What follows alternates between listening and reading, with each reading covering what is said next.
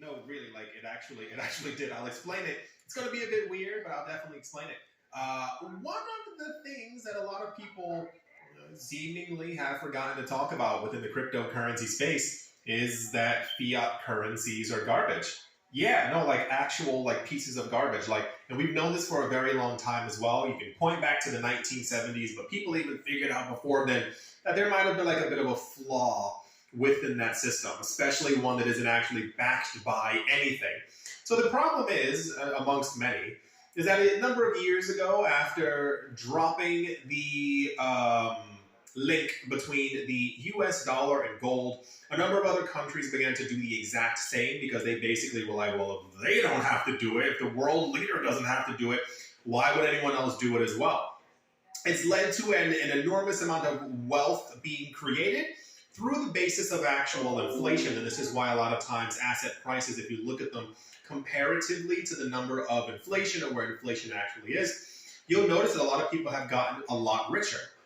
Then you also notice that the system doesn't treat everyone as equal. That's another. Anyway, the point is, over the course of all these years, we've seen the actual proper devaluation of fiat currencies, like actually on charts. You can look on your phone or any other device you have near you. You can even see a chart from the 1970s until now. The actual devaluation of the US dollar, I think it's lost 99% of its value, and it will only continue to do so as time goes on, because the more money that you create, or the more of something that you create, of course the value of it ends up going down. If there's one orange, it's the most valuable thing on the planet.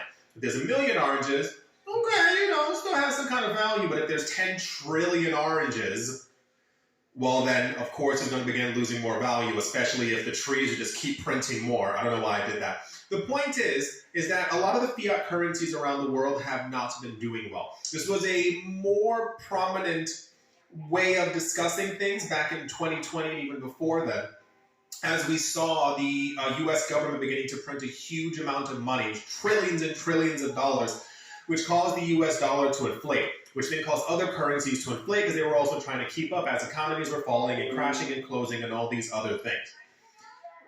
One of the main discussions that we're going to be having over the course of the next couple of forever is that governments are going to start turning on the money printer once again, and this is why you might have seen in the news a lot of discussion about the interest rates falling within the United States, or people waiting for them to fall in other countries as well. It's because the economy isn't doing as well as countries assumed that it would. And a lot of other countries have already begun to devalue their currency. Like they actively, like this is a thing, like this isn't a tinfoil hat thing. They will actively print more money in an effort to devalue their currency to make their country look more attractive to other investors. It's a thing. If your currency is too strong, nobody will want to do business there. However, if your currency like really takes a hit